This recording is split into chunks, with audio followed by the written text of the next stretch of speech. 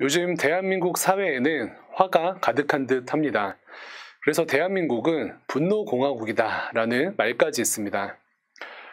사실 우리의 삶을 보면 주변에 화가 나는 일들이 참 많지 않습니까? 우리를 답답하게 하는 일들이 많습니다. 특별히 뉴스의 사건, 사고 가운데 화가 나서 이렇게 나쁜 짓을 저질렀습니다라는 가해자들의 인터뷰도 참 많이 볼 수가 있습니다.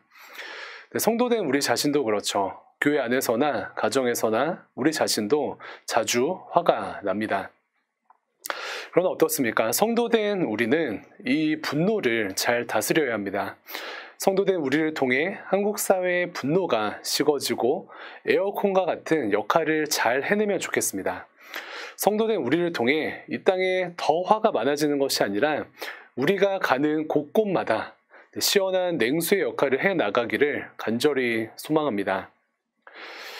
우리가 지난주에 살펴본 요나서와 또 오늘 본문 4장에서 요나 선지자 또한 본인의 분을 감당하지 못하고 화를 냅니다. 1절에 이렇게 기록하는데요. 요나가 매우 싫어하고 성내며 매우 싫어하고 성냈다라고 기록합니다.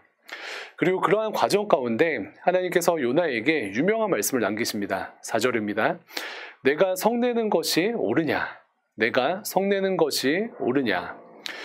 요나 선지자는 왜 분노하였습니까? 우리가 지난 시간을 통해 묵상했듯이 내용은 이렇습니다. 요나는 이스라엘을 괴롭힌 니느웨 사람들이 회개하여 하나님의 진노를 피하는 것이 죽기보다 싫었습니다. 그러나 물고기 뱃속에서 살아난 요나는 하나님의 강권하심 가운데 니느웨 사람들에게 회개를 선포하게 되고 니느웨 사람들은 철저히 회개합니다. 결국 그들은 하나님의 진노를 피합니다. 이러한 상황에 요나가 크게 분노한 것입니다.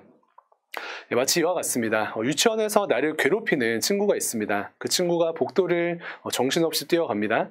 그런데 앞쪽에는 기름이 쏟아져 있기 때문에 계속 뛰어가다가는 넘어지게 될 것입니다. 순간 고민합니다. 이 친구를 멈추게 하면 이 친구는 다치지 않을 것이고 반대로 이 친구를 가만히 뛰게 두면은 다칠 텐데 어떻게 해야 하나 어린 꼬마는 고민하게 됩니다.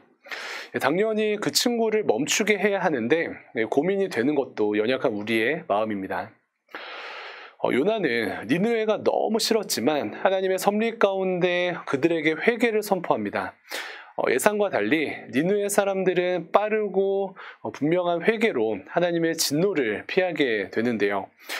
어찌 보면 사명을 잘 감당한 것이지만 결국 요나는 너무 화가 났습니다. 여기서 우리가 알 수 있는 분노의 원리는 무엇입니까? 성도가 화내는 이유를 보면은 불의한 이 땅에서의 악함으로 인해 화가 날 수도 있지만 성도가 화내는 또 다른 이유는 하나님의 뜻이 내 뜻과 다를 때 화가 난다라는 그러한 상황이 있음을 오늘 본문은 말해줍니다. 사실 대한민국이 분노공화국이라고 과장해서 설명드렸습니다. 그러나 우리나라가 분노공화국이 된 가장 큰 이유도 이것이라고 생각하는데요. 이 세상이 내 뜻대로 안 된다라는 그러한 이야기입니다.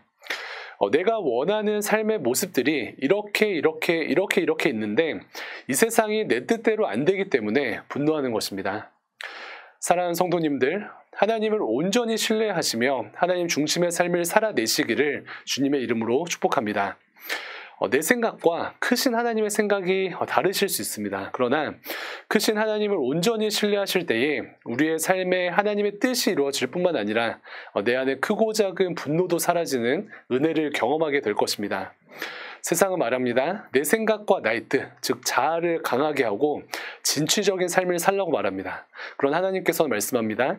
나를 버리고 하나님의 뜻을 이루는 진취적인 삶을 살자고 말씀합니다.